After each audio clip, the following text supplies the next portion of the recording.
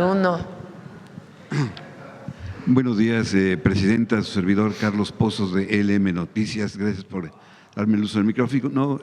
Sobre el tema, usted el día 2 de enero nos dijo aquí en este ejercicio de comunicación circular que nos iban a dar un reporte del Plan México. Usted acaba de decir efectivamente que este nuevo plan viene a reforzar el Plan México. La pregunta que no se hizo en ese momento es si el Plan México, al cumplir un año, alcanzó las metas de crecimiento y las metas de inversión. Ahorita que está el secretario de Hacienda, que nos pudiera dar esas cifras del Plan México en un año, bueno, ahorita ya un año, un mes, sobre cuáles han sido los resultados para nuestro país. El miércoles vamos a tener una reunión ven que nos hemos reunido con grandes empresarios, ahora nos vamos a reunir con empresarios medianos y pequeños de todo el país. Coordina esa reunión el secretario de Economía. Ahí vamos a dar un adelanto de lo que hemos logrado en un año, qué bases pusimos y cómo vamos a seguir avanzando. Muy importante, con todo y las dificultades internacionales que se presentaron, pues México tuvo récord en inversión extranjera directa, tuvo un crecimiento distinto a lo que habían planteado todos los organismos financieros internacionales. El último trimestre crecimos más y se han puesto las bases para impulsar lo que propone el Plan México, que es la producción nacional, aumentar lo hecho en México. Aparte, pues, de todo lo que hicimos en Pemex y todo lo que desarrollamos. El miércoles presentamos estos avances y también presentamos algunos otros temas. Fíjense, este mes también vamos a presentar, aparte de todo esto, tenemos muchos planes para este año. Tenemos el plan de digitalización de la economía, que se use menos efectivo y se use más pagos digitales. Nafinsa también tiene nuevos instrumentos. Todo esto lo vamos a ir presentando y el miércoles presentamos avances del Plan México. A las 12 del día ahí en el Museo de Antropología. Cambiando de tema, Presidenta, estuve en Zacatecas y el gobernador David Monreal presentó su Agenda 2026. Le envía un mensaje diciendo que Zacatecas está lista para ser el motor de la pacificación y además le dice que no está sola porque Zacatecas ayudará a la pacificación del país.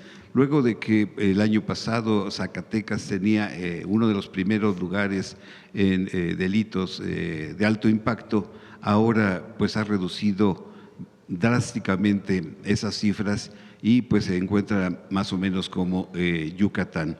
Mi pregunta, Presidenta, con los 92 narcos extraditados, más de 32,000 personas detenidas por delitos de alto impacto, más de 245 toneladas de droga decomisadas, ¿serían un factor en la revisión del tratado trilateral TECMEC que está ahorita revisándose? Y si usted se pronunciaría porque se amplíe el tratado 16 años y tener un tratado hasta el 2042. Bueno, un tema es la seguridad y otro tema es lo comercial. Son temas de la agenda bilateral con Estados Unidos y en el caso de lo comercial, pues trilateral también con Canadá. En seguridad vamos bien. Hay disminución muy importante de los homicidios, que es pues lo que nos importa en el país, la disminución de los delitos y de la violencia en México, que vamos avanzando.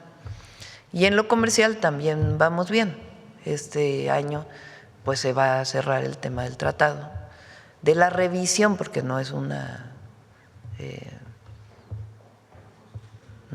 renegociación, es una revisión solamente. Va muy avanzado, aún con todos las circunstancias que hoy el gobierno de los Estados Unidos ha planteado. ¿Se pronunciaría porque se amplíe 16 años y bueno, ya vamos a ver. También se va a presentar pronto, se hizo una consulta sobre el tratado, ya está listo el documento de esta consulta y también ya lo va a presentar pronto el secretario de Economía.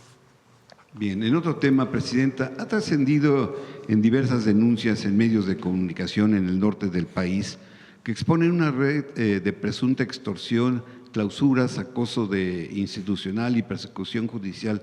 En Nuevo León señalan directamente al alcalde de Monterrey, Adrián de la Garza, y a su hermano Filiberto de la Garza, que operan a través de un despacho jurídico de nombre de la Garza-Vega para ejecutar intentos de despojos y cobros de cuotas billonarias a cambio, pues de no de no molestar a diversos giros comerciales. Lo más grave, Presidenta, es una presunta colusión con la Fiscalía de Justicia del Estado que encabeza el licenciado Javier Enrique Flores Saldívar. Se denuncia un aparato de justicia que se utiliza para fabricar delitos, carpetas de investigación en contra de empresarios que les hacen clausuras arbitrarias, cateos frecuentes y utilizan el encarcelamiento como una medida de represalia política, afectando incluso a directivos de medios de comunicación, Presidenta. La pregunta es, ¿tiene el gobierno federal conocimiento de esta red de extorsión y despojo que opera desde la alcaldía de Monterrey? Y ante esta gravedad de hechos, ¿usted considera que es momento que la Fiscalía General de la República y la UIF investiguen la permanencia de la familia de la Garza y sus allegados en órganos de justicia? Esa sería la pregunta, Presidenta. No tenemos conocimiento y si alguien lo quiere denunciar en la Fiscalía General, pues que lo denuncie. Presidenta, el próximo jueves será un día histórico. Es el 5 de febrero, se cumple el 109 aniversario de la promulgación de nuestra Constitución Política de los Estados Unidos Mexicanos, la cual es la ley fundamental de nuestro país, pero también es histórico porque estarán 3 mujeres en este magno evento. Usted, como presidenta del Ejecutivo Federal, estará también la senadora Itzel, y estará también por Cámara de Diputados la diputada Kenia. Mi pregunta es saber si en su discurso usted quedará en el Teatro de la República e impulsará reformas prioritarias como es la reforma electoral y la reforma laboral de la semana de 40 horas, que beneficiará a 3.4 millones de trabajadores. ¿Será parte de su discurso? Vamos a hablar de las constituciones. Las constituciones en las más, digamos, las grandes cartas magnas, que fueron la de 1824, 1857 y 1917, fueron producto de 3 transformaciones: la independencia, la reforma y la Revolución Mexicana. Es la construcción de un pacto social a partir de una nueva visión. En el primer caso, una nación soberana; en el segundo, una nación republicana, con la separación de la Iglesia y el Estado, con garantías individuales; y en el tercer caso, grandes derechos sociales, laborales, reconocidos por la lucha de la revolución, recursos naturales de la nación y el sufragio efectivo no reelección, que es democracia. La cuarta transformación también ha tenido reformas fundamentales en la Constitución, porque el periodo neoliberal echó para atrás las reformas, muchas de las reformas que venían de la Revolución Mexicana, o la nueva Constitución más que reformas. El neoliberalismo echó para atrás mucho de la Constitución del 17. Y fueron reformas que venían de arriba para abajo. O sea, las otras fueron de abajo para arriba, fueron producto de movimientos populares. La independencia, la reforma, aunque con una dirigencia espectacular que fueron los grandes liberales mexicanos, y la revolución, que fue una revolución popular. El neoliberalismo fueron reformas de arriba para abajo, la mayoría en contra del pueblo de México. Y la Cuarta Transformación está recuperando, pues, y dotando a la Constitución, porque algunos nunca estuvieron, como los derechos plenos de los pueblos indígenas. Entonces, son reformas que, aunque no hubo una revolución violenta, sí hay una revolución pacífica. Hay un cambio muy importante que está ocurriendo en el país, y eso ha tenido cambios en la Constitución muy importantes. Entonces, de eso vamos a hablar en el discurso del 5 de febrero. Desde las mujeres en la Constitución hasta las reformas energéticas, las reformas fortaleciendo la soberanía del país, la reforma al Poder Judicial, el reconocimiento de los pueblos. Todo eso son producto de un movimiento que viene de abajo, no que se impone desde arriba. Entonces, es muy interesante la historia de México en ese sentido, y lo que vivimos en todo el periodo neoliberal. Entonces, de eso es el discurso del 5 de febrero. Gracias, Presidenta. Y finalmente, en este espacio usted ha comentado en días anteriores la disposición de México de ser un vehículo para generar un mejor diálogo entre Estados Unidos y Cuba. Pero no se le ha preguntado, Presidenta, si usted aceptaría ser mediadora directa entre Cuba y Estados Unidos para acabar con el bloque que se le ha impuesto a Cuba por 60 años y realizar una primera mesa de trabajo entre ambos países, entre el presidente Canel y el presidente Trump. ¿Aceptaría usted ser mediadora directa? Eso depende de Cuba y de Estados Unidos. Cuba es un país soberano, independiente, Estados Unidos también.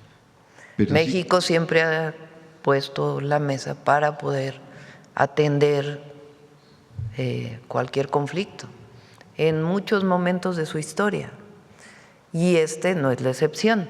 Pero no es un asunto personal, es un asunto de la historia de la política exterior mexicana, de la doctrina Estrada. Es más, es una doctrina que viene desde Carranza, la doctrina Estrada, con Ortiz Rubio creo que es, ¿no?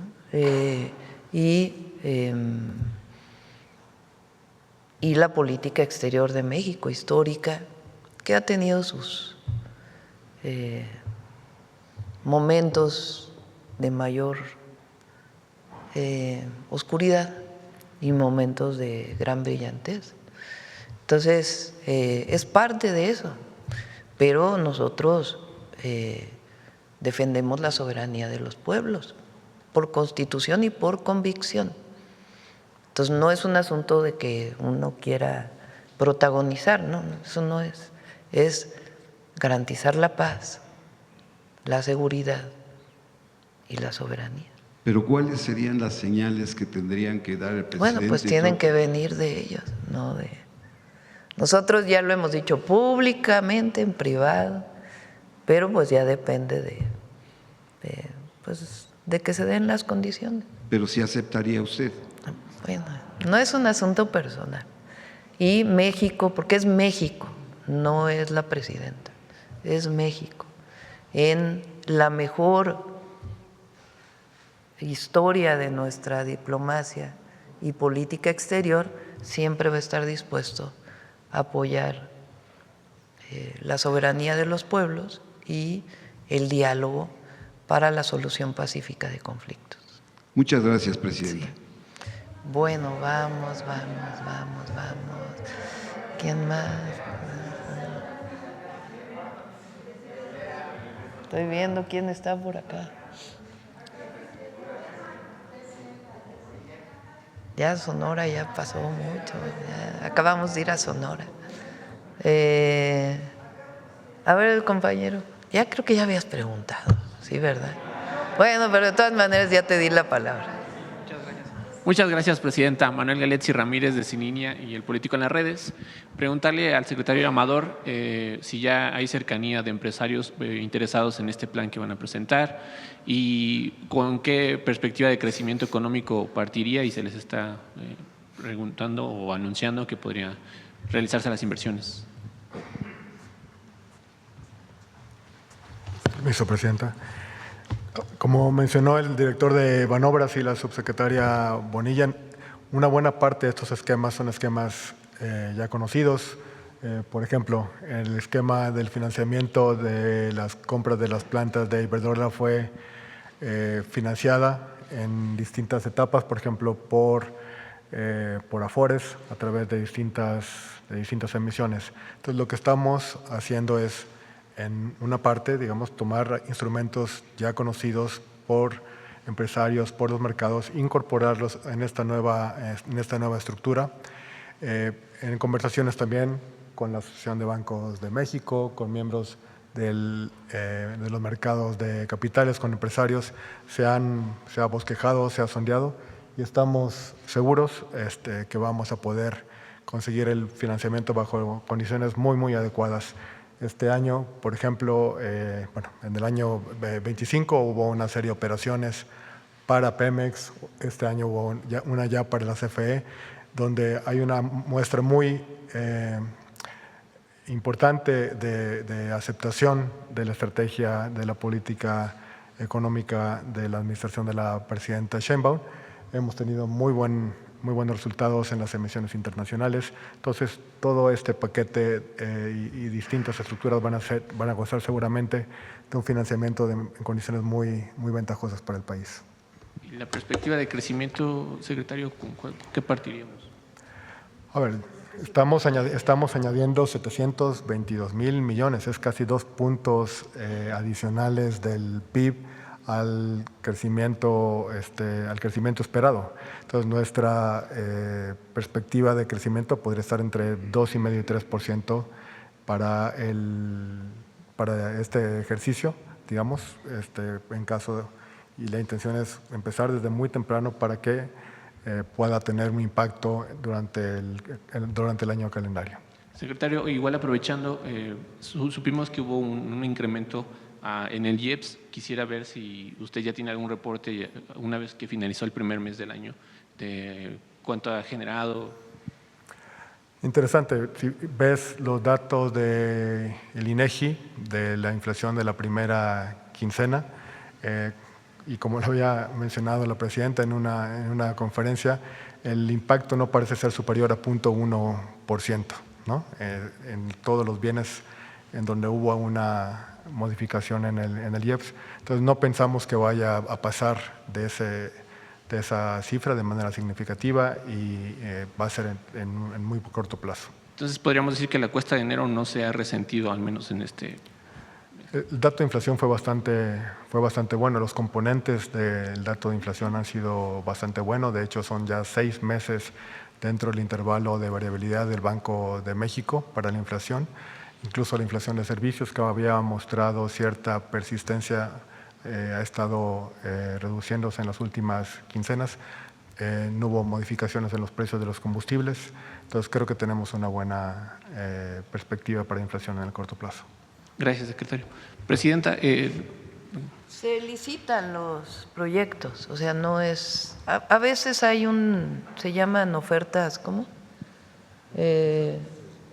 Solicitadas, pero se licitan, o sea, se van a licitar los proyectos, no es que haya alguien interesado ya, sino que se licitan. Ahí donde no hay, pues se busca la inversión. En algunos casos en donde es la inversión mixta, y todo lo demás se licita de manera transparente.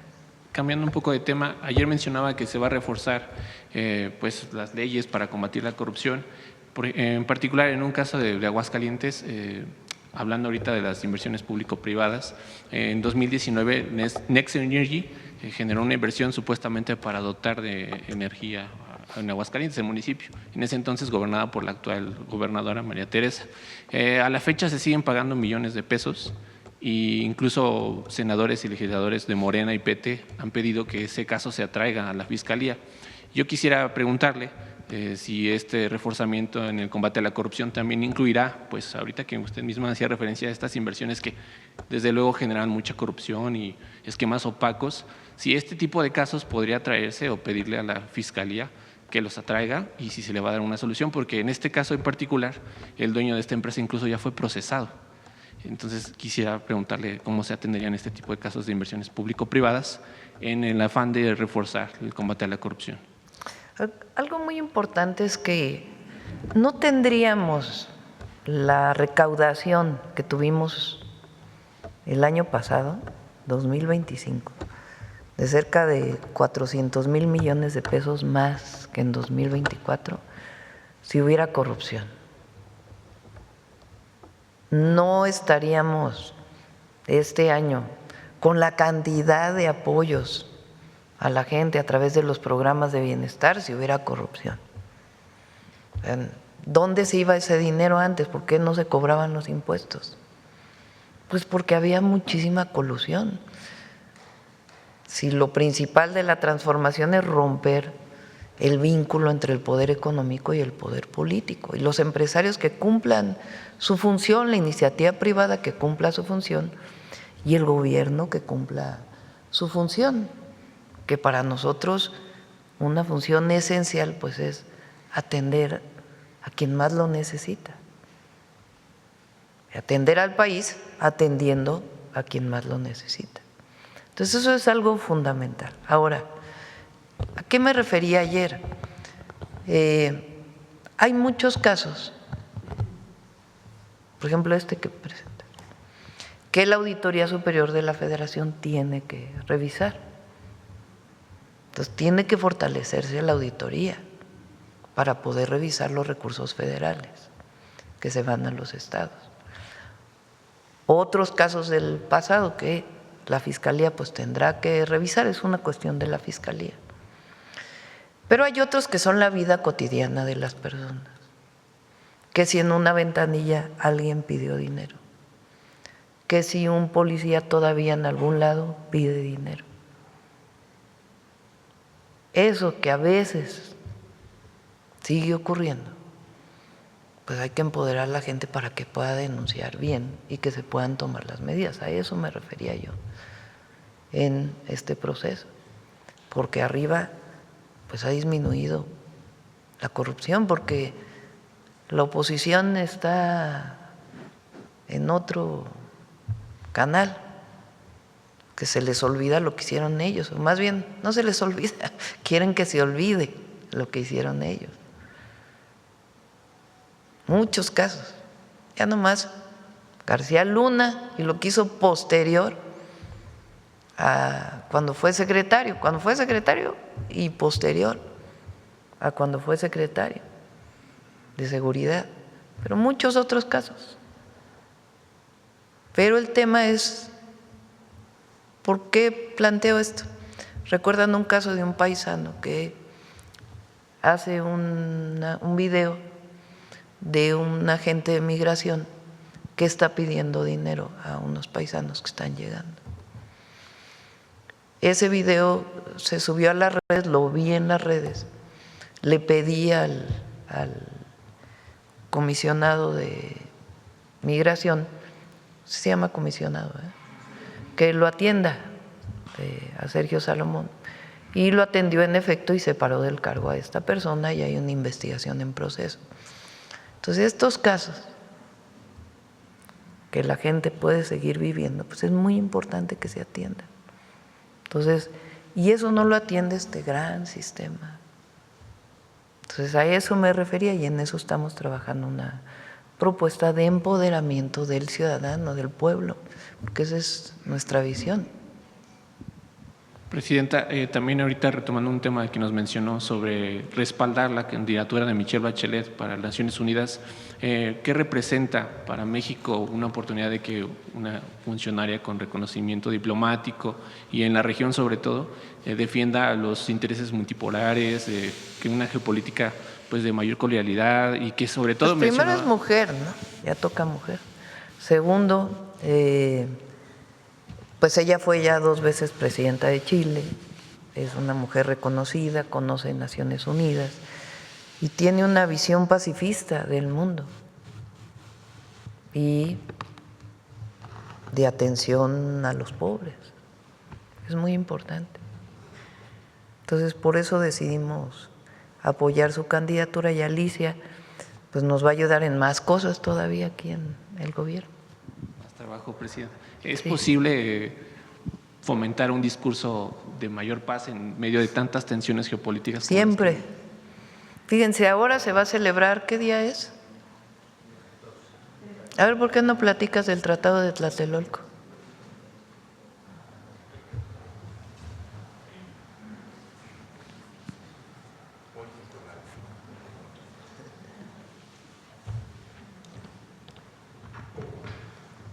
Con su permiso, Presidenta, buenos días a todos y a todos. De manera muy sintética, o sea, el 14 de febrero de este año vamos a conmemorar el 69 aniversario de la firma del Tratado de Tlatelolco. Es un tratado de una importancia fundamental que en los años más difíciles de los 60 logró México, a través de su política exterior, convencer de la importancia de no tener arsenales nucleares en todo el continente latinoamericano, el subcontinente como lo llaman, y el Caribe, para evitar una crisis como la que vivimos en 1962 con los misiles rusos en la isla de Cuba, que da el origen a todo este proceso. La importancia del Tratado de Tlatelolco es reconocida en todo el mundo como la gran acción a favor de la paz de los pueblos, y en ese contexto la presidenta nos ha ordenado de conmemorar esta aportación real, constante, del pacifismo de la política exterior mexicana a lo largo de los años.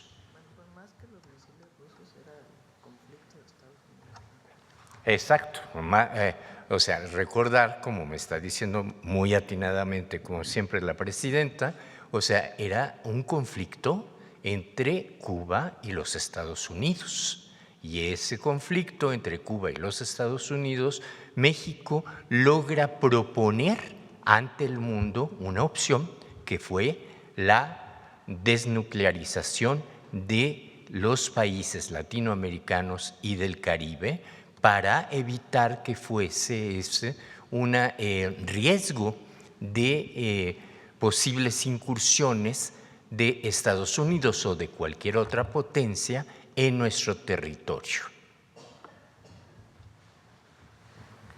Era la llamada época de la Guerra Fría, los 60, después de la Segunda Guerra Mundial.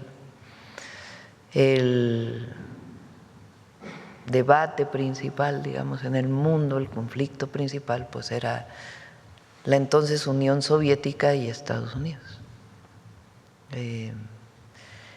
Y durante mucho tiempo, porque proliferaron entonces las armas nucleares en todo el planeta, y particularmente en la Unión Soviética y en Estados Unidos, como un mecanismo de defensa, se decía. Que ustedes saben pues que es la bomba más destructiva de todas, la que usa la energía nuclear, que solamente se ha usado 2 veces en Japón. Esta crisis de los misiles que se le llamó entre Cuba y Estados Unidos, estaba el presidente Kennedy, en realidad era una amenaza de Estados Unidos hacia la isla, con Kennedy, de supuestamente había misiles en Cuba y Estados Unidos estuvo a punto de lanzar misiles nucleares a la isla. Y entonces México juega un papel muy importante. García Robles era el secretario de Relaciones Exteriores y logra, por eso le dan el Premio Nobel de la Paz, ¿no? O sea, es impulsor de manera muy importante para que América Latina y el Caribe sean libres de armas nucleares, de tal manera que nunca esté el tema en América Latina y el Caribe de un conflicto nuclear. Entonces, ningún país de América Latina y el Caribe construye armas nucleares, ninguno, a diferencia de otros. Y eso se logra con el llamado Tratado de Tlatelolco, que es una de las tantas virtudes de la política exterior mexicana. México, incluso durante el periodo neoliberal, funge de manera muy importante para evitar una crisis mayor en Centroamérica, en la participación de Estados Unidos en Nicaragua, en El Salvador. Entonces, incluso con Miguel de la Madrid está el Grupo Contadora, que es, ¿cómo se llama? El secretario de Relaciones Exteriores de entonces, Sepúlveda Mora, que juega un papel muy importante para que en la isla de Contadora se den pláticas para poder llegar a la construcción de la paz, incluso en esos momentos. Entonces, México va a seguir jugando siempre el papel de construcción de la paz en el mundo, de soberanía, de defensa de la soberanía de los pueblos, siempre, porque así lo hacemos por convicción y por constitución, y de no intervención. Entonces, Presidenta, a lo mejor para entender, sería una de las peticiones principales a la candidatura de Michelle Bachelet que termine definitivamente con el bloqueo de Estados Unidos a Cuba, a lo mejor. Bueno, eso ya se votó en Naciones Unidas. La mayoría ha votado en Naciones Unidas, solo 2 países no lo han aprobado, Estados Unidos e Israel. Entonces, hay una mayoría que dice que debe terminar el bloqueo, que no se nos debe olvidar la situación de Cuba por el bloqueo. Entonces, pero bueno, ya es parte de nuestra historia. Ya solo para terminar, Presidenta, ¿no considera usted que el hecho de que Adán Augusto ahora vaya a buscar el voto en territorio le genere un descrédito? ¿No tiene un desgaste político ya considerable? Todo esto derivado de todas las investigaciones en las que, sin pruebas o no, se le ha vinculado. ¿No considera usted Pues que ¿cuáles investigaciones? Pues, o sea, han salido notas periodísticas, pero no hay, que yo sepa, y en todo caso que diga la Fiscalía si hay investigaciones. Bueno, Él toma la decisión de dejar la coordinación del Senado y pues va a ayudar ahí en el territorio. no tiene un desgaste entonces político, digamos? Pues eso lo tiene que evaluar la gente, lo tiene que decir la gente. Y sobre el nombramiento de Ignacio Mier, Presidenta, ¿qué le parece? ¿Lo respalda? ¿Lo conoce? ¿Confía? Sí, pues es una decisión de los senadores de Morena. Nosotros somos muy respetuosos. Y además quiero agradecer a los senadores y a los diputados del movimiento, porque es Morena, PT, Verde. Van a escuchar el discurso del 5 de febrero, la cantidad de reformas constitucionales que se han aprobado y de reformas legales, muy importantes para el país, muy importantes, que contrario a lo que dice la oposición, que generan mucha incertidumbre, generan certidumbre y desarrollo para el país. Gracias, Presidenta. Bueno, vamos con por acá. Alguien que… A ver, el compañero que no ha preguntado casi. No, él atrás del financiero y luego le damos al financiero. Por el tema. Sí, el compañero de saco gris y es que no sé cómo te llamas, discúlpame. Gracias, Presidenta. Buenos días. Soy Agustín Velasco de de Uno TV. Justo con este asunto del Sistema Nacional Anticorrupción, Presidenta, una de las últimas acciones que llevó a cabo la Presidenta del Comité Ciudadano de este sistema fue una solicitud para que el Senado de la República investigara estas denuncias por ingresos irregulares del senador Adán Augusto López Hernández, la expresidenta de este comité, que ya terminó sus funciones el pasado 28 de enero. Ha dicho que esta solicitud que se hizo desde el Sistema Nacional ni siquiera ha tenido el acuse de recibido en el Senado de la República. Esto que dice usted ahora, Presidenta, de que usted sepa que no hay una investigación, ¿qué quiere decir? La Secretaría Anticorrupción no le ha informado si hay alguna investigación. Esto quiere decir también que el ahora ex coordinador de la bancada de Morena en el Senado está exonerado de estas investigaciones por corrupción. A ver, yo creo que hay que informarse bien. La Secretaría de Anticorrupción y Buen Gobierno investiga casos dentro del Gobierno de México, previos ahora. No tiene la Secretaría ninguna denuncia, ninguna. Si hay alguien que quiere presentar una denuncia, pues que la presente, pero no tiene ninguna denuncia. La Fiscalía, hasta donde nosotros sabemos, y si no que la fiscal lo mencione, tampoco tiene ninguna investigación.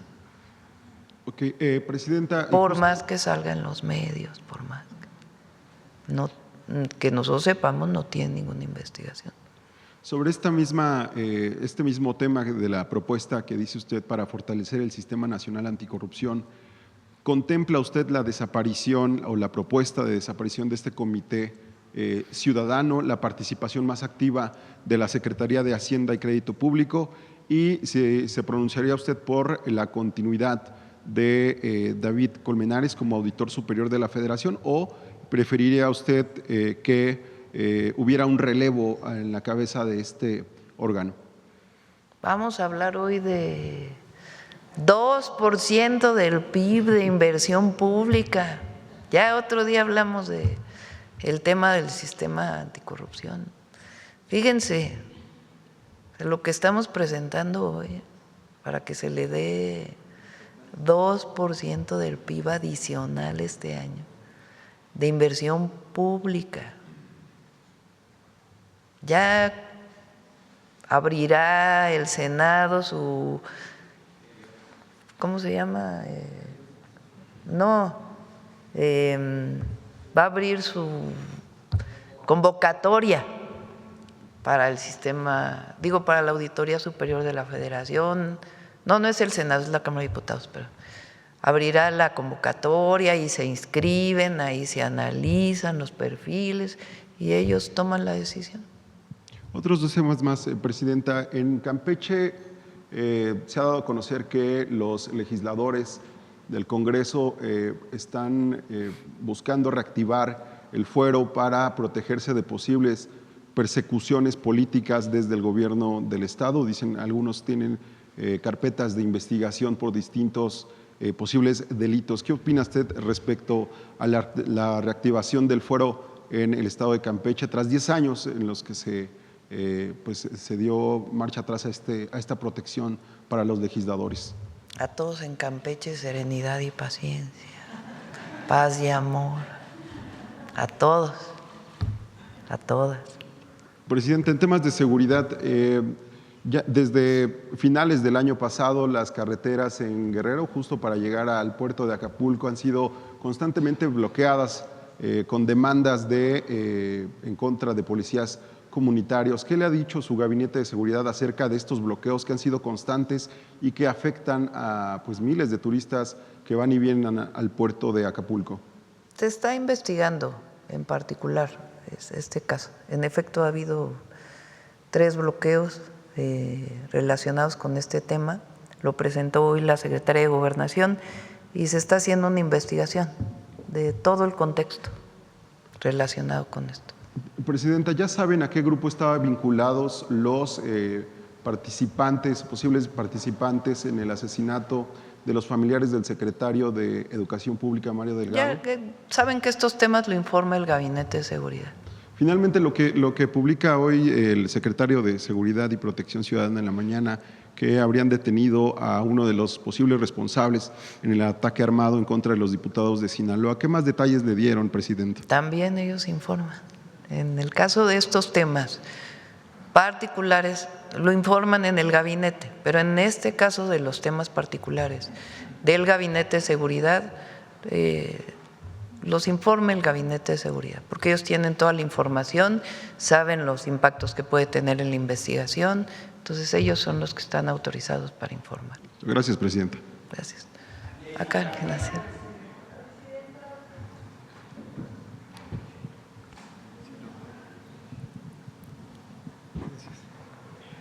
Gracias, doctora. Buenos días. Eduardo Ortega, del periódico El Financiero. Si me permite preguntarle al secretario de Hacienda, entiendo que para este año había una estimación de entre 1.8 y 2.8% de crecimiento económico. Entonces, como usted menciona, esto pasaría de 2.5 a 3. Para la anterior estimación, digamos, la estimación puntual era de 2.3. No sé si ahorita tiene una estimación puntual de cuánto sería.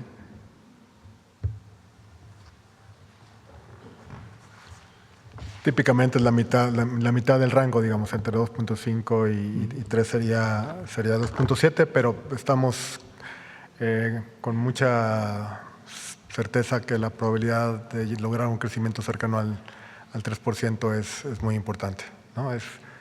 Son 2 puntos porcentuales adicionales en inversión nada más, ¿no? Entonces, la idea es concretar de manera precisa esta inversión y debería acercarnos al 3%.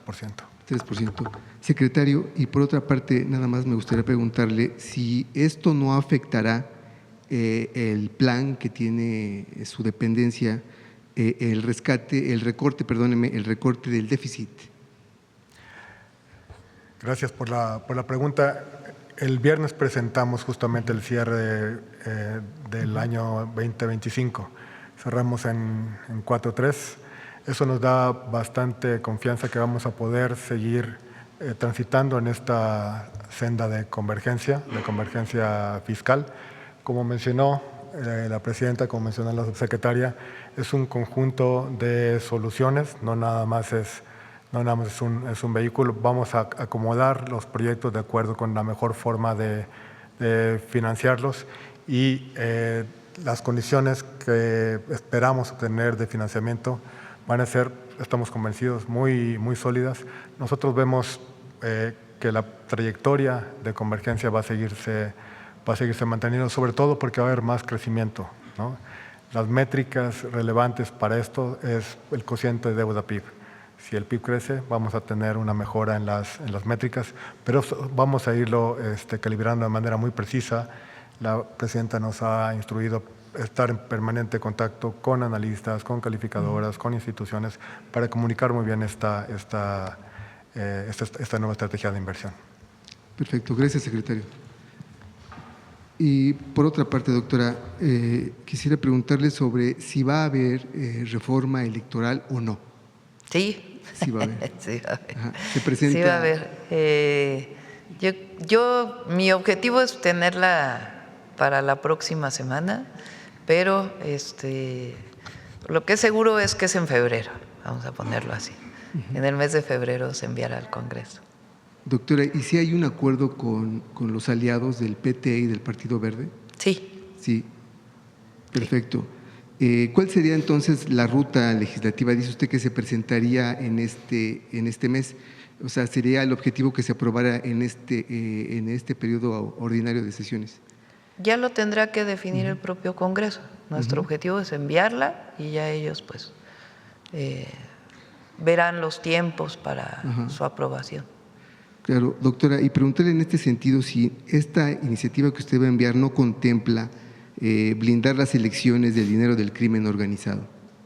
Sí significa más fiscalización y también en qué se usan los recursos, no solo la disminución, sino en qué se usan los recursos, que también es importante.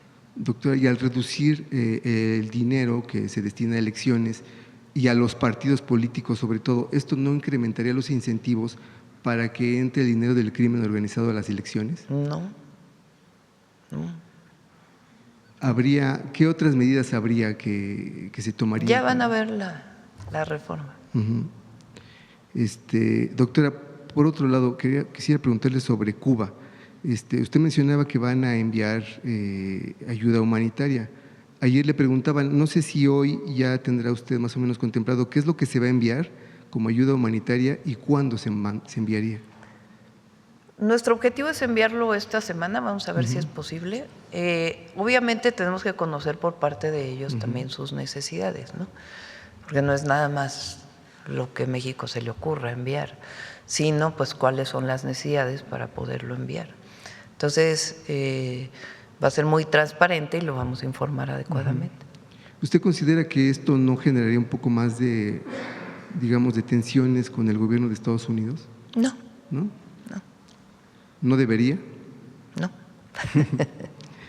Y finalmente, doctora, yo tenía una pregunta en el tintero desde que el primer ministro de Canadá dio su discurso en Davos. Usted mencionó que le había parecido un buen discurso.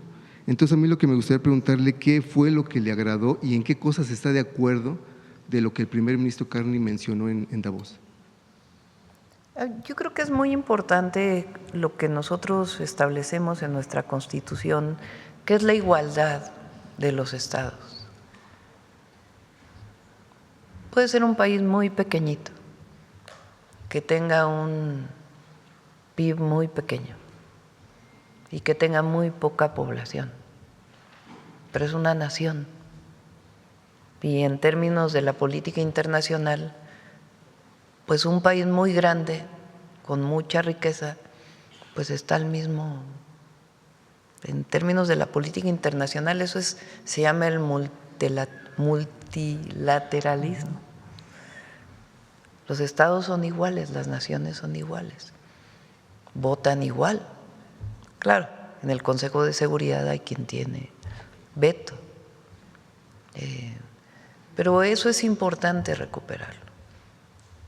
Lo que significa la soberanía de las naciones y la igualdad de las naciones y los estados del mundo. Creo que eso se tocó en el tema para no entrar en mucha polémica. Claro. A mí me gustaría preguntar en específico de una frase que él menciona acerca de, él dice que es un nuevo orden, ¿no? que más bien está basado en la ruptura y no en una transición. Y dice una frase, si no estamos en la mesa de negociaciones, seremos el plato principal. ¿Qué piensa usted de eso? En lo que me referí, para no entrar a más debate. Yo creo que en la relación de México, en particular, con todos los países del mundo, nuestro objetivo es igualdad y defensa de las soberanías. En nuestra relación con Estados Unidos lo que hemos pedido siempre es respeto a nuestra soberanía, a nuestro territorio, a la manera en que los mexicanos y mexicanas hemos decidido gobernarnos.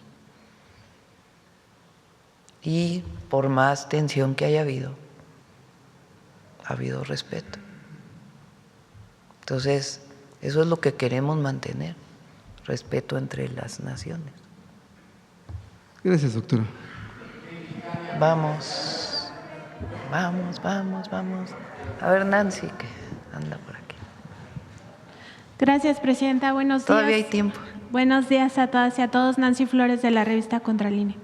Presidenta, hace unas semanas le consulté sobre los fideicomisos que tiene todavía el gobierno federal y a propósito de estos informes que presenta la Secretaría de Hacienda al Congreso de la Unión cada trimestre, ya se presentó el del cuarto trimestre de 2025 y al cierre del año pasado se informa que hay registrados 155 fondos y fideicomisos con un saldo de 610,000 millones de pesos. 25 de ellos concentran el 92.8%, es decir, 566,000 millones de pesos. En aquella ocasión usted me indicó que se revisaría, pero también que hay algunos que son muy importantes y en efecto hay muchos de estabilización, pero también hay otros como el Fondo de Participación de Riesgos 11,480 de Nacional Financiera, que se utiliza para compartir el riesgo con la banca privada que da créditos a empresas privadas. Es decir, si alguna empresa o compañía privada no paga esos créditos, el pueblo rescata a esas empresas, es decir, se paga ese crédito con ese recurso. Preguntar si la Secretaría de Hacienda tiene un avance de esa revisión, si se va a tomar en cuenta pues la extinción de algunos de ellos o si se va a dar algún informe.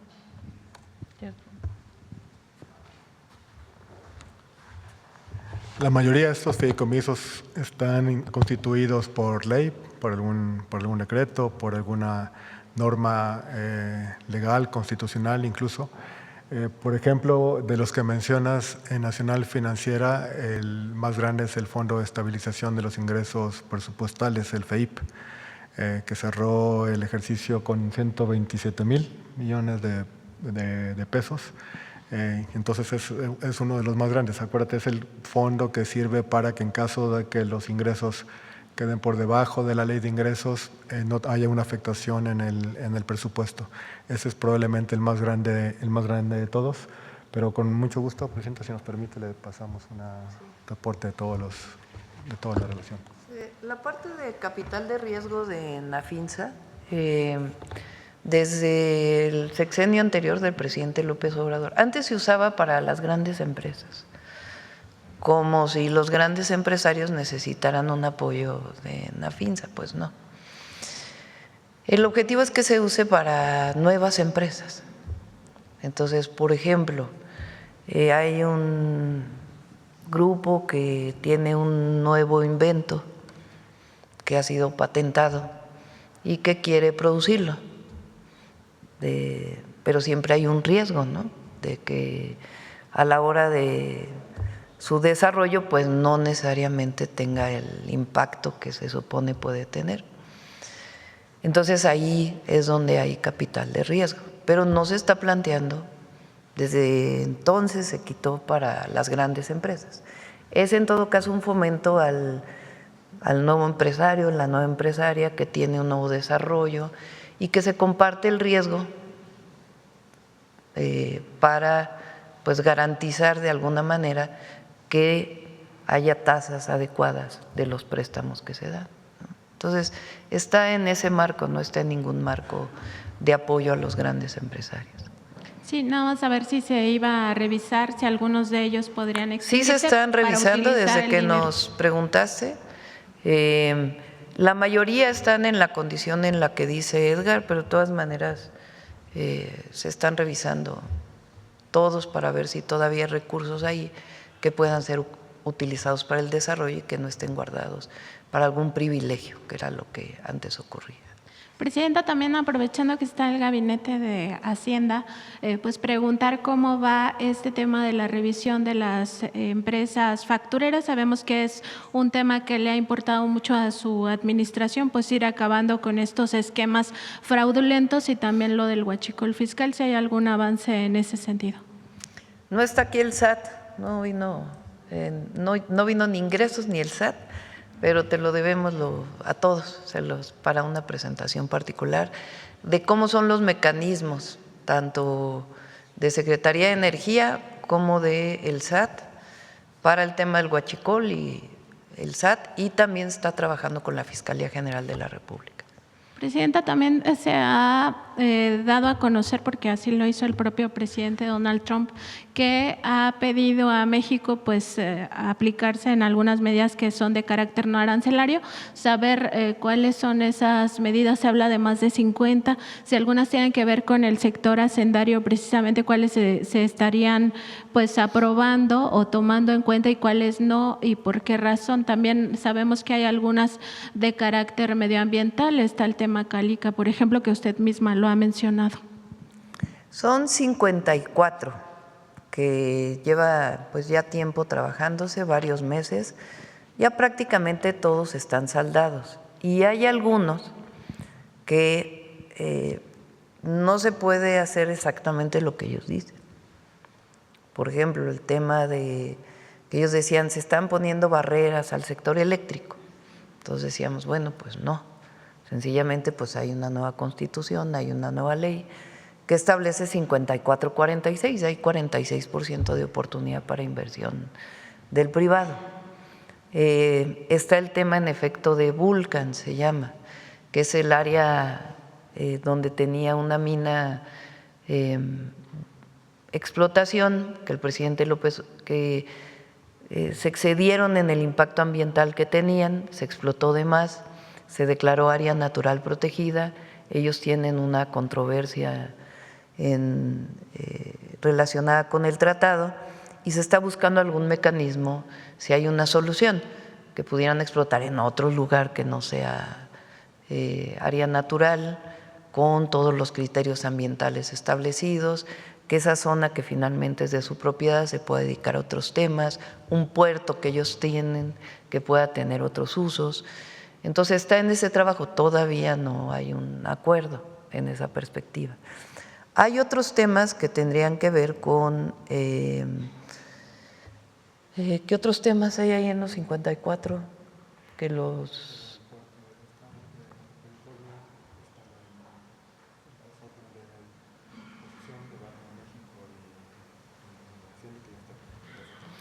sí, algunos temas de competencia que relacionadas con los nuevos organismos de competencia, la Comisión Nacional Antimonopolio y algunos otros temas como ellos. Pero se puede hacer una exposición, lo lleva todo la coordinación la Secretaría de Economía, pero nunca cedemos en nada que consideramos pues que vulnera ni nuestra soberanía, ni nuestras leyes, ni nuestro proyecto. Pero la mayoría no iba en ese sentido, o sea, de poner en riesgo nuestra soberanía. No, no, para nada, sí. Presidenta, y también… mucho tenía que ver con aclaraciones de temas que se suponían que estaban violando el tratado y que se demostró que no violaban el tratado. Presidenta, también el día de ayer pues hizo una exposición amplia de estas carencias que vive San Quintín, bueno, los jornaleros y las jornaleras que viven en San Quintín, y también de lo que significará el plan de justicia, este plan integral de justicia.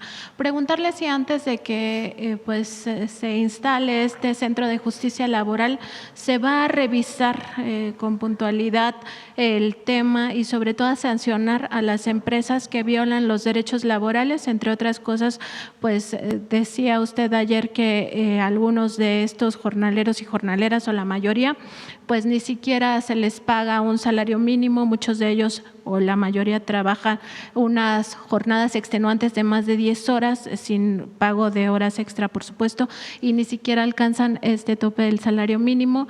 Evidentemente esto estaría violando también derechos humanos, el derecho humano a un trabajo digno. Preguntarle si va a haber sanciones para las empresas que incurran en ello o se esperarán hasta que esté el Centro de Justicia Laboral.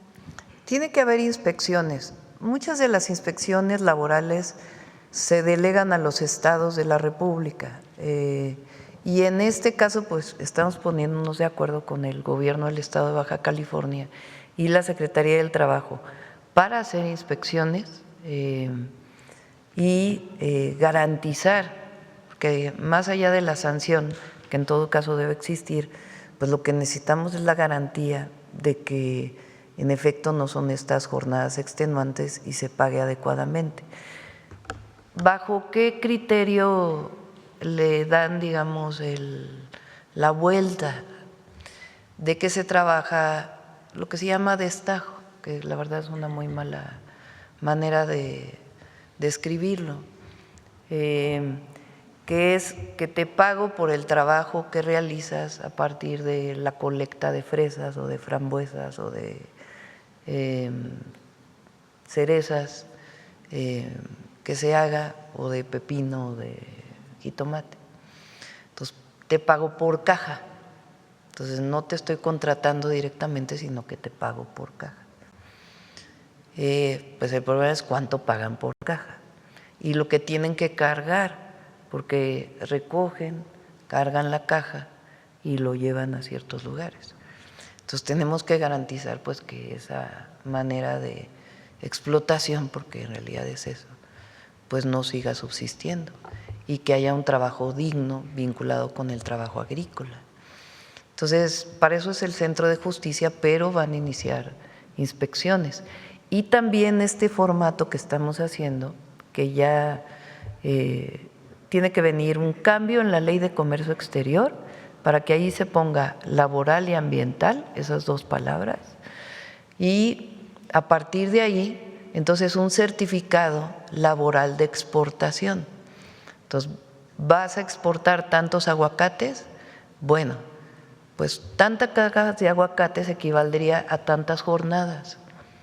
Esas jornadas pues tienes que demostrar que contrataste a los trabajadores y tienen seguridad social, tienen seguro social. Entonces, eso no existe actualmente.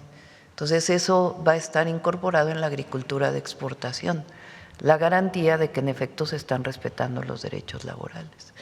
Entonces, eso se cambia la ley, ya viene, incluso ya se habló con los empresarios para que estén de acuerdo en ello, que no vengan amparos o algo así, sino que haya acuerdo y que a partir de ahí pues ya venga la revisión en la exportación de la garantía de que están cumpliendo con la justicia laboral a los trabajadores. Presidenta, ya por último preguntarle sobre el tema Cuba, saber si hubo alguna respuesta del gobierno de Estados Unidos para el tema de las ayudas humanitarias que tienen que ver con envío de petróleo, si hay alguna fecha tentativa para reanudar este envío de petróleo por la vía de ayuda humanitaria, porque finalmente pues el pueblo cubano está sufriendo bastante.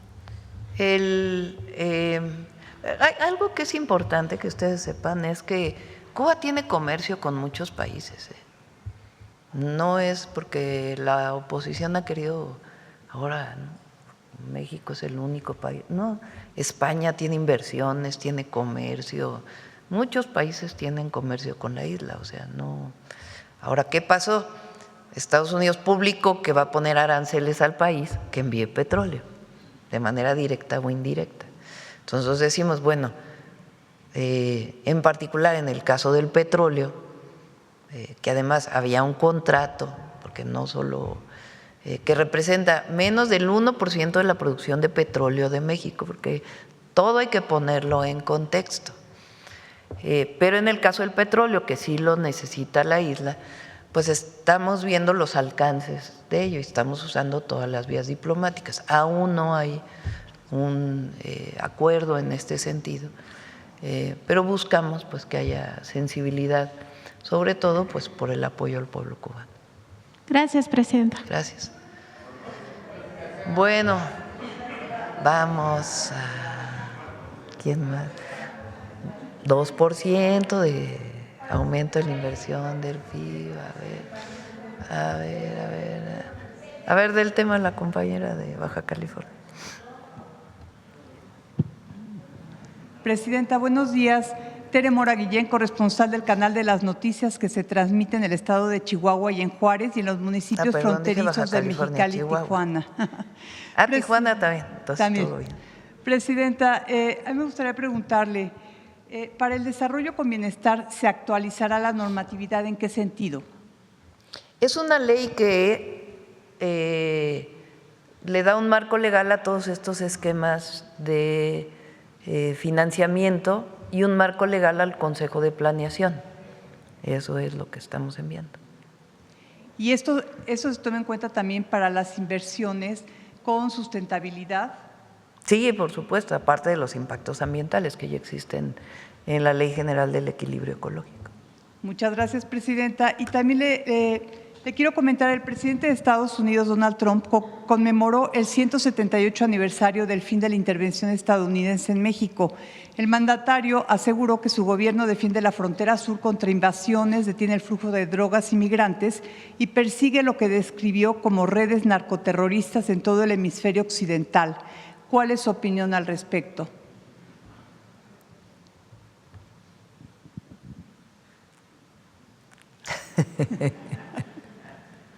Ya saben cuál es mi opinión. No somos Santana.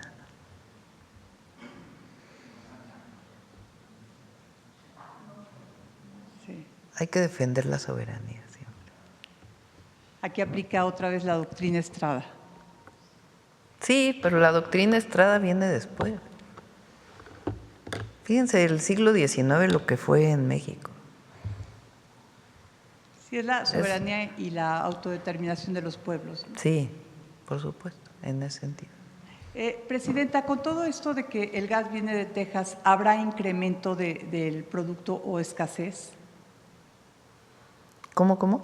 Que si con todo, con el gas que viene de Texas, No, ¿habrá escasez o se incrementará el costo del gas? no. Bueno, sí hay un incremento por las heladas. Muy importante. Y es parte de lo que tenemos que plantear con todas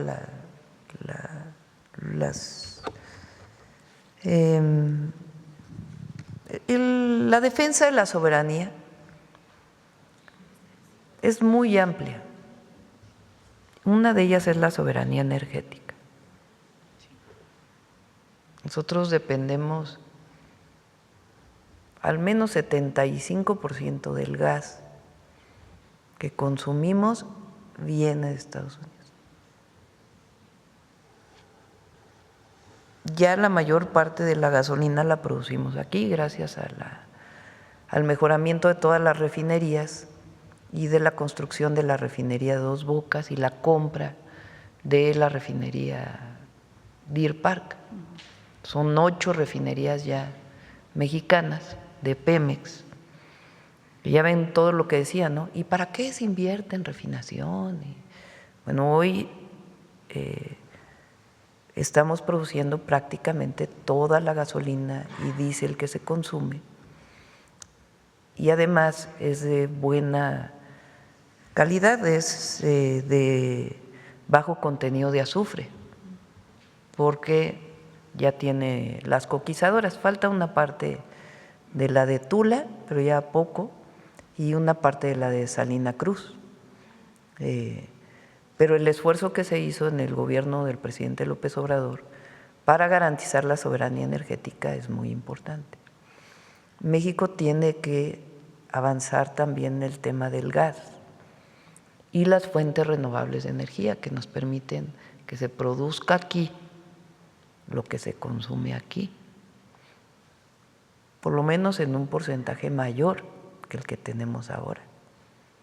Eso es fundamental. Y ese es parte de lo que vamos a presentar este mes, muy importante, siempre buscando una producción sustentable, siempre buscando una producción sustentable. Entonces, en el marco de tu otra pregunta y de esta, sí, la soberanía tiene que ver con el artículo 39. A ver, pon el artículo 39 constitucional. Eso viene desde los sentimientos de la nación de Morelos. La soberanía reside en el pueblo y solo en el pueblo. La soberanía nacional reside esencial y originalmente en el pueblo. Todo poder público dimana del pueblo, ahora ya hasta el poder judicial, y se instituye para beneficio de este. No todos los países tienen esto en su constitución. El pueblo tiene en todo tiempo el inalienable derecho de alterar o modificar la forma de su gobierno. El pueblo.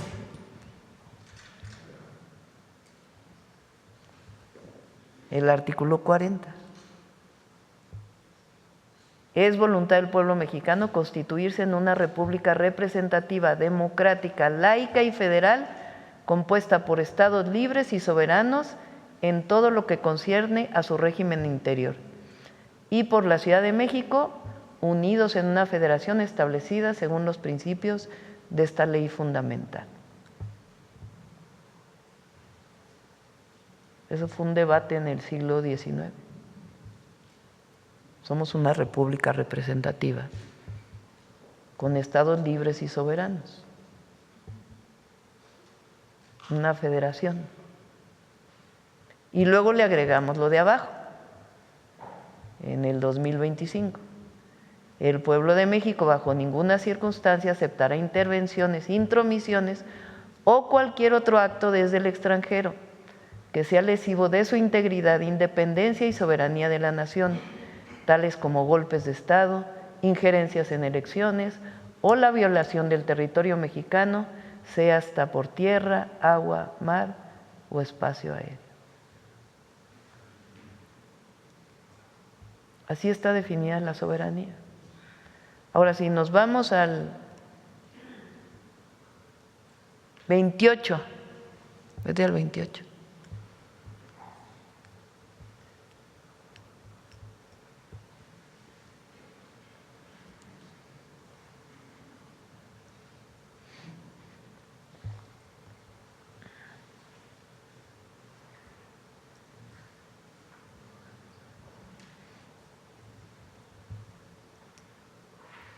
En los Estados Unidos mexicanos quedan prohibidos los monopolios, las prácticas monopólicas, los estancos, las condiciones de impuestos y las exenciones de impuestos en los términos y condiciones que fijan las leyes.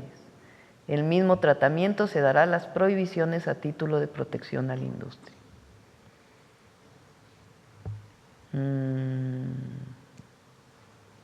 No constituirán monopolios las funciones que el Estado ejerza de manera exclusiva en las siguientes áreas estratégicas: correos, telégrafos, radiotelegrafía, minerales radiactivos, litio y generación de energía nuclear, el servicio de Internet que provee el Estado, la planeación y el control del sistema eléctrico nacional, cuyos objetivos serán preservar la seguridad y autosuficiencia energética de la nación y proveer al pueblo de la electricidad al menor precio posible, evitando el lucro para garantizar la seguridad nacional y soberanía a través de la empresa pública del Estado que se establezca, así como el servicio público de transmisión y distribución de energía eléctrica, y la exploración y extracción del petróleo y de los demás hidrocarburos, en los términos de los párrafos 6 y 7 del artículo 27 de esta Constitución, respectivamente, así como las actividades que realicen las empresas públicas del Estado y las que expresamente señalen las leyes que expida el Congreso de la Unión. Arriba y abajo, eso viene de la Cuarta Transformación, se quitaron muchas de estas cosas. Así es. Entonces, esa es una visión soberana de la patria. Sí, claro. Presidenta, muchas gracias. Y por último, le preguntaría en estos pagos que se han hecho Estados Unidos por concepto del Tratado de Aguas, el abasto de agua potable en la ciudad de Monterrey se está poniendo en riesgo. Funcionarios de Conagua han solicitado desfogar 100 millones de metros cúbicos de la presa Marte R. Gómez, conocida como El Azúcar, que se ubica en la cuenca del río San Juan, y el envío se concretará en los próximos días. ¿Qué acciones paralelas lleva a cabo la Secretaría de Agricultura con los campesinos y Conagua con los gobiernos de Tamaulipas y Nuevo León? Nuevo León no tiene problema. En todo caso es Tamaulipas y estamos trabajando en varios temas con Tamaulipas. No se ha puesto en riesgo a nadie, pero en particular quien puede llegar a tener problemas, que de por sí ya los tiene, es Tamaulipas. Ahí no quiero adelantar algunas acciones que vamos a desarrollar porque tienen que hablarse bien con todos, con los gobiernos de los estados, pero sí estamos trabajando en varios temas. Y entre otros, uno muy importante es la tecnificación del riego agrícola, porque con menos agua se siembra la misma cantidad de tierra. Entonces, todo es una inversión histórica en riego agrícola que estamos haciendo. Esto se va a dar a conocer más adelante. En lo del riego agrícola ya lo dimos a conocer. Otra parte importante para Tamaulipas, en poco tiempo espero ya que lo podamos anunciar, además de la inversión multimillonaria ahí que anunciamos para Tamaulipas en carreteras, en agua y en otras acciones. Muy bien, muchas gracias. Ya, vámonos, 9:27. Humanismo Mexicano viene hoy, porque ayer no lo presentamos por ser el… ¿Ya se subieron todos al tren? ¿Por qué no se subió Sonora al tren? Vete hoy a dar una vuelta. Miren, la estación observatorio está impresionante. Está la línea 1 del metro, que iniciamos nosotros la recuperación, luego Martí y luego Clara la terminó y quedó. ¿Ya subieron a la línea 1? ¿Y qué tal? Ah, bueno. No sé, ¿va a haber descuentos para INAPAM? Vamos a pedirle ahí descuentos aquí a Banobras para INAPAM. Bueno, y no, para el metro sí, pero para el insurgente. Bueno, esa estación de observatorio es muy grande. Todavía quedan algunos trabajos que hay que hacer alrededor. Pero la verdad sí está, yo me quedé con el ojo cuadrado. Vayan al tren, la verdad está muy bonito, muy bonito. El puente atirantado. A ver, pon el puente atirantado. Ahorita te doy la palabra para el humanismo. Se super llenó. Miren, vean el puente atirantado. Y ahí a un lado está la cuarta sección del bosque, que tiene la Cineteca, la Bodega Nacional, la Escuela de Artes, el cablebús que llega, la Universidad de la Salud.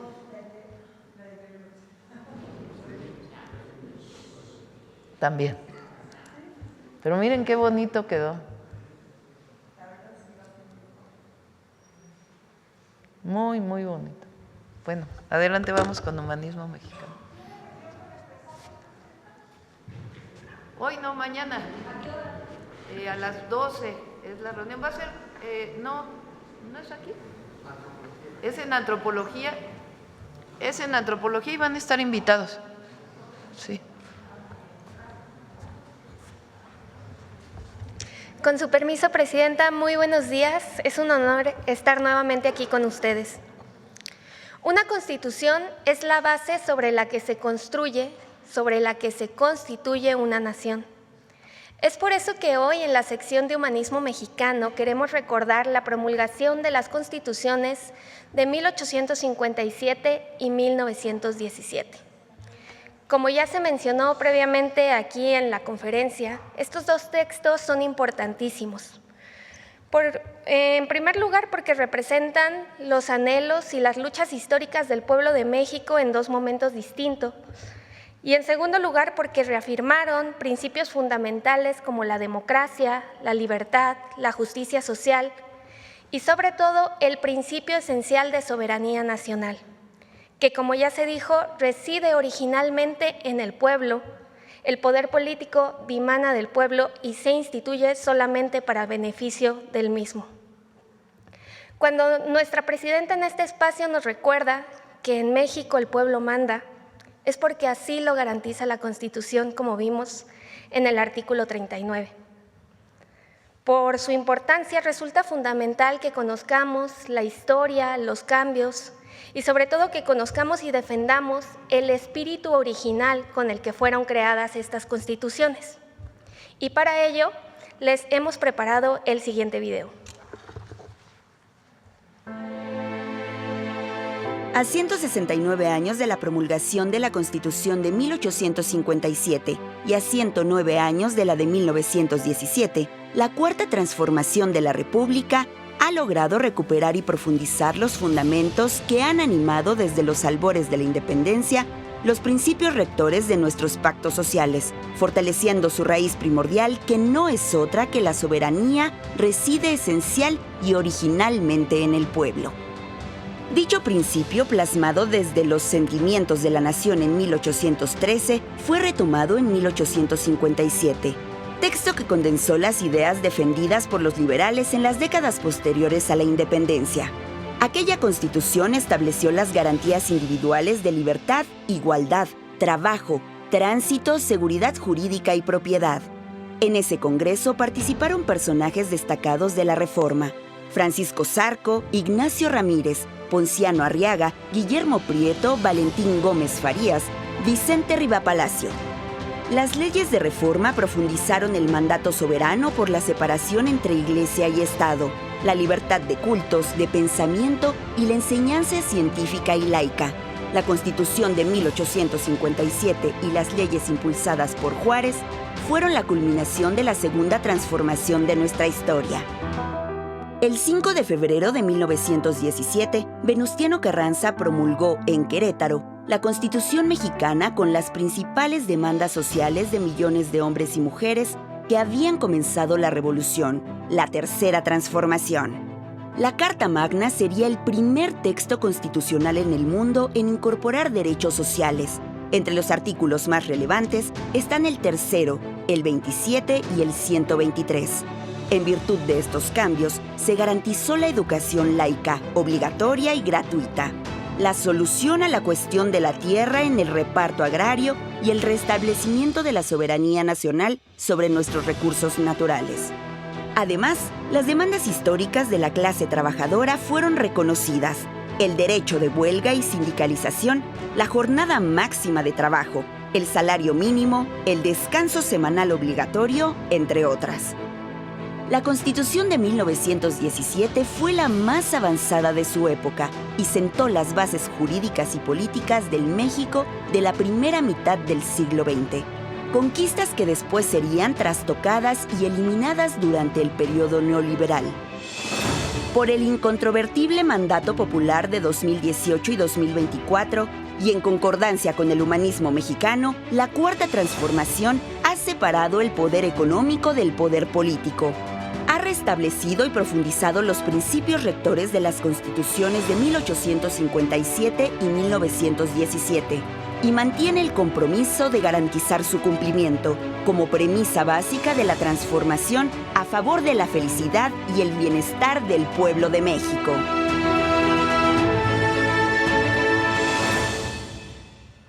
Muchas gracias, con permiso. Gracias.